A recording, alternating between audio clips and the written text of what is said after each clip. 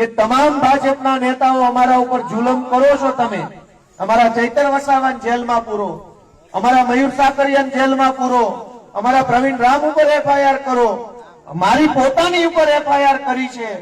બધા ભાજપ વાળાને વિનંતી છે, ખમા એમ હોય ને એટલું જ કરજો, પછી વાહેથી ગોહો ન કરતા.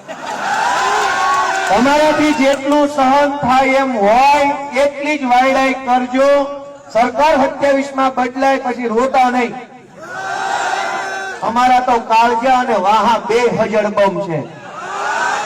તમારા દંડાથી અમારો વાહો નહીં દીવે અને તમારી સરકારથી અમારા કાળજા નો ફાટે. અમારું તો બે મજબૂત અમારા મા બાપે પેદા કર્યા. અમારું કાળજું નહીં ફાટે. તમારી જેલ, તમારી પોલીસ, તમારા ધોકા, તમારી કોર્ટ કચેરીથી અમે નહીં ડરીએ.